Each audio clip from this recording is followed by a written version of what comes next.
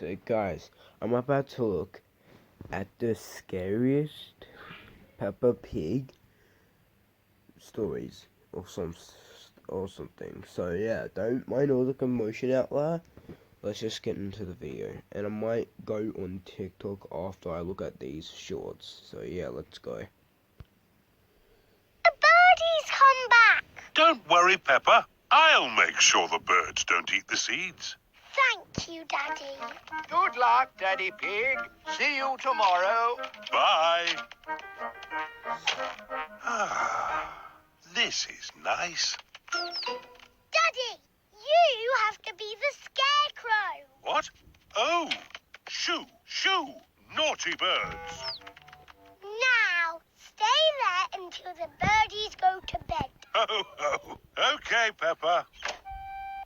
Birdies come back. That's just cringe. Come on then. Into your sleeping bags. Quick march. Peppa likes being in charge. Well done, Peppa. Good night, everyone. Night. Only joking. You can't go to sleep yet. There's lots of fun things you have to do first. Come. There's little nothing scary about that, bro. Oh god. I mean, it's not real because it's animated, but god damn, Peppa. You're turning in the Golden Freddy before the Minecraft, before the FNAF movie. God damn. Okay, that's what I wanted to see, bro. Feeling alone in your trading journey? Want to learn from the experiences of other investors? Like, What's wrong with Mr. Potato? Why do all characters fall down when they laugh? These are just some of the unanswered questions we have about Peppa Pig. And in this video, we're going to look at some mysterious things in Peppa Pig that we need answers to. So, the first question we have is, why do all the characters fall down when they laugh? Can you imagine if this happened in real life? Everyone falling down while laughing. Everyone would be walking around wearing a knee pad and a helmet. But seriously, why do they fall down when they laugh? We need to know this. Is Madame Gazelle a vampire? In the episode Pumpkin Party, Madame Gazelle strangely did not have a reflection in the mirror, which was even noticed by the narrator. She also stated in this episode that Susie's vampire costume reminded her of the olden days. This caused people to theorize that Madame Gazelle was a vampire. Also, in the episode Madame Gazelle's House, there is an old Christmas tree next to Madame Gazelle's house, causing it to be wonky. When Mr. Bull climbs the tree to check if there are any living beings, he finds bats. Madame Gazelle says that her friends, the bats, have reminded her of the old days. Also, since the Christmas tree is very large, and Madame Gazelle and her house is tall as the bloody Christmas tree, like what? Madam, bro, what? I have little goosebumps on me, dude, like, don't know if you can see that, but I have goosebumps on me. Luckily I'm under these covers too, it's daytime too, so. God damn. had owned it since it was a little tree. This implies that Madame Gazelle could be immortal. These two episodes have spooked people out and show in a subtle way that the Peppa Pig franchise is darker than we may have expected, and that there is indeed a backstory. Moving on, Mr. Fox is one of the most suspicious characters in Peppa Pig. In one of the episodes where Grandpa Pig puts his chickens to sleep, he mentions that some animals eat at night, and when he turns to the side, Mr. Fox simply appears out of nowhere. That's really suspicious. As we all know, foxes are notorious for attacking the farms during nighttime. So, Mr. Fox... Wait a minute. That actually could be a true... That is true, because foxes do attack at night. They're notorious too, aren't they? So, and the chickens are out at night. He turns, and the bloody fox is there, ready to bloody just pounce, like bloody Foxy in FNAF 2. Like, you better not have the bloody mask on too long, you chickens, because you're just gonna get eaten like that. Like, bro. wandering around the chicken coop at night might be hinting at something. Similarly, in the episode The Police Station, we see some posters outside the police station. In the poster, we can see fox symbols, one on each side. This might mean that Mr. Fox is wanted by the police because in his shop, all his items have his sticker, which closely resembles what's on the poster.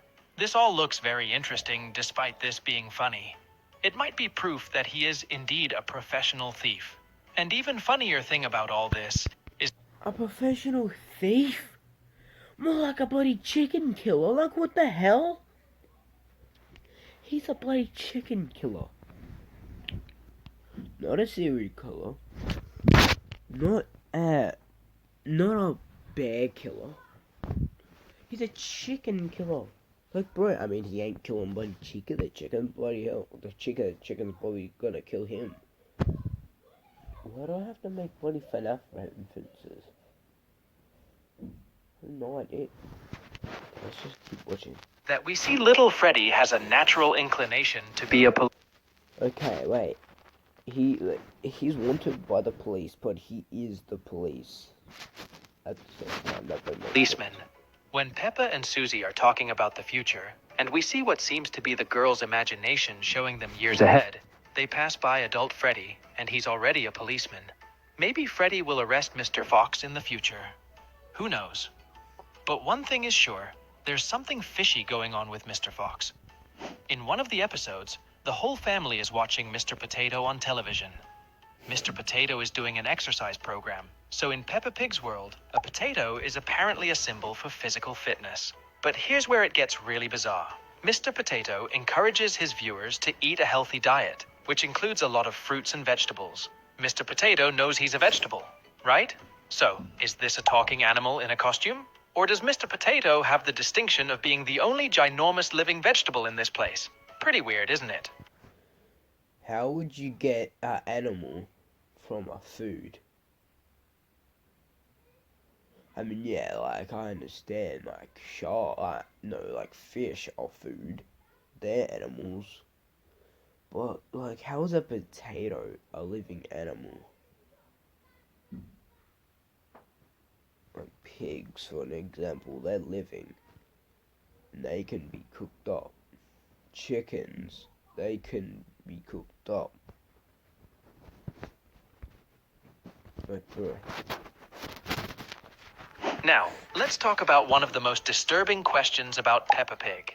In the episode The Fire Engine, we see Daddy Pig and his soccer team meeting for a barbecue. Damn. When we look at the characters in the barbecue, we can see that there is a zebra, a rabbit, and a pony who are vegetarians.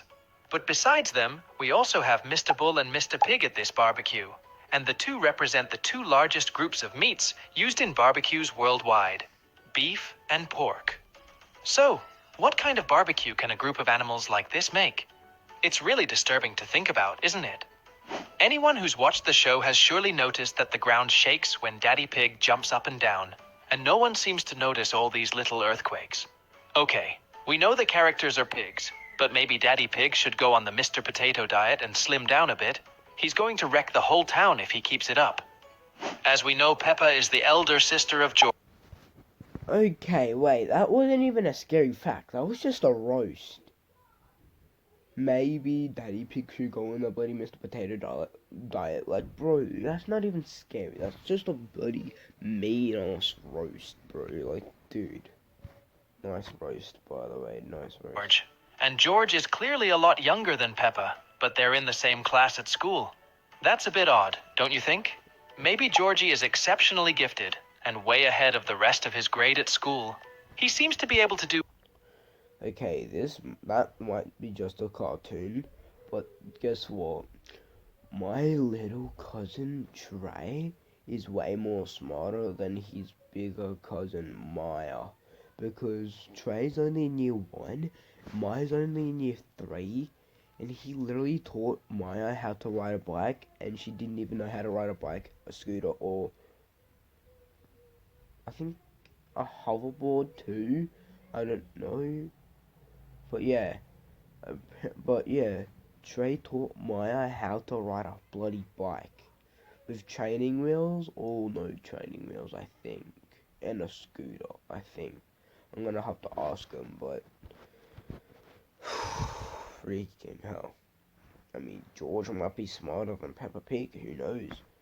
Like, George might know the difference between a bloody girl and a boy, I mean, obviously. Or, like, 100 times 100, I'm pretty sure that's like 10,000, I think, so yeah. All the things Peppa can do in class, so it's possible that he's a little piggy genius. Another theory is that Peppa has some sort of learning disability and she's being held back a few grades. The show doesn't explicitly clarify this, leaving it open to interpretation. All the animal families live in houses on top of huge hills. The creators of the show said they drew the houses this way because they're supposed to resemble a kid's drawings. They wanted to make the show from a kid's point of view, and they just thought it would be funny to make the houses on top of super steep hills. But not everyone has a house on a hill. The rabbit family lives in a burrow inside it. Look at this massive ass hill. You be quiet, bro. I live on a massive hill. I don't know if you can see that, but I live on a massive hill.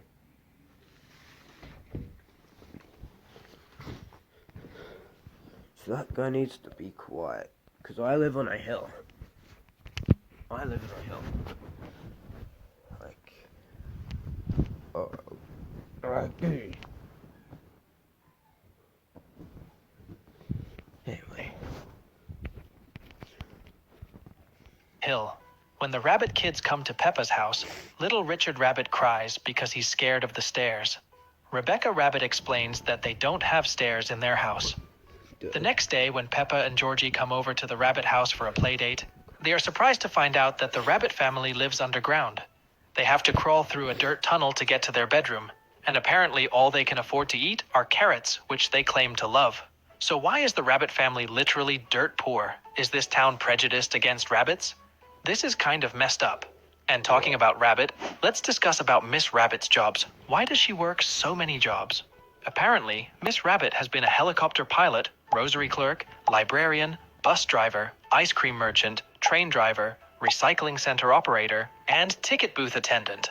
So, what's in those carrots? How is she able to do all those jobs? Some viewers think she might have cloned herself, and some think this sends a message about being single versus being married.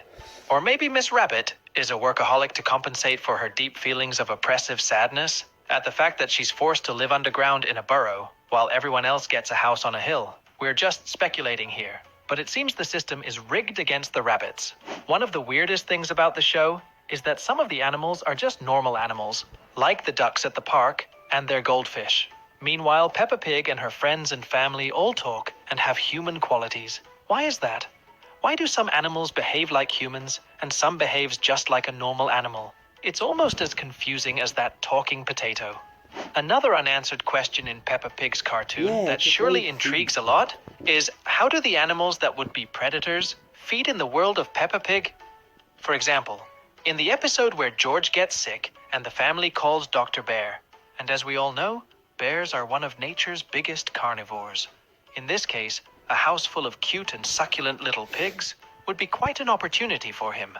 But of course, he is just a doctor, and went to the pig family's house just to say what everyone already knew, that George was cold.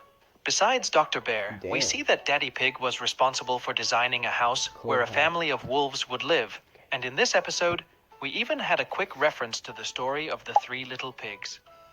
Remembering that in it, the intention of the wolf was to eat the three little brothers for dinner. Besides these two, we can't forget about the lion and the crocodile who work at the zoo in Peppa's City. We noticed that among all, the only person who was frightened by these ferocious animals was Madame Gazelle.